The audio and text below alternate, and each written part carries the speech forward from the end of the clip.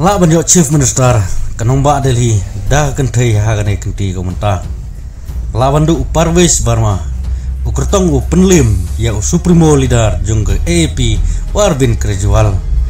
berpulam kajeng temu jong Parvez Barma ubal temu banyo dan batang dik berlongkum CM. Tom tangnya sengap ya kani video mano-mano na pedeng kita kentai kibala ban sajit kum ka CM. Kepratarik kedai kesengin nyubut apuk kanong ba Delhi kabari ke Union Territory berkum juruk kanong ba jengeri India haga ke BJP kelawan biang haga bor hadin arp news 6 daga bakur hadu sau po prabon kaba pelim no isendon ya ka AAP kalau sencar hagini ki artem ki baladem haga bananggal yang keseng AAP kelayo stang arp sen nagan nyopo sen kongres ndel baki wei parti runil kur ke BJP hadu sau proset bat on tau surkar murwei keseng BJP kaseng BJP kalau peniang haduk prangut ke kentai naman tak ketika Delhi election bersangut naki kala jom bat ya kita gisangut baro nagaleng ke BJP kalau propose ban peniang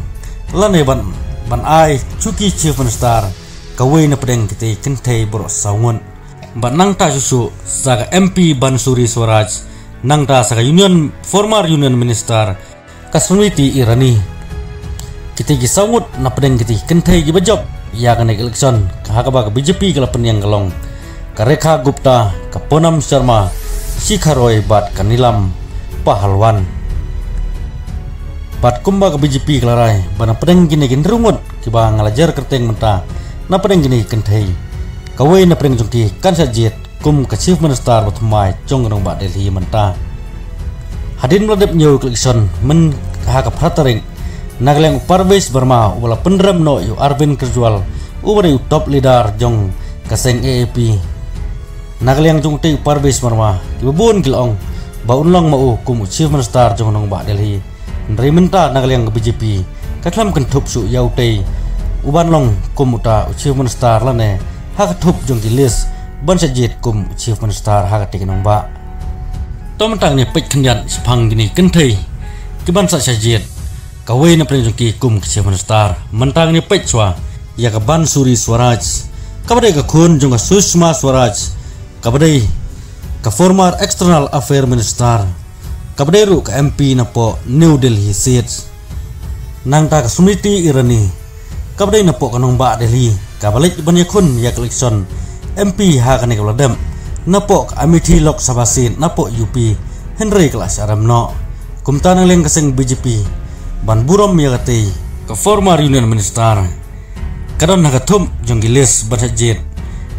na pedeng jong gini kentai kum ke Chief Minister utmai jong Delhi bat la trebor baru hagne ka jingilap election na menta kate ka Delhi Assembly election bat nangta sa Rekha Gupta kala pendram no ya ka Bandana Kumari napo Shalimar Bagh kabare kertong jong ka AAP hakaba kala pendrem da arp kundai hajar sanspa kundai pesan bun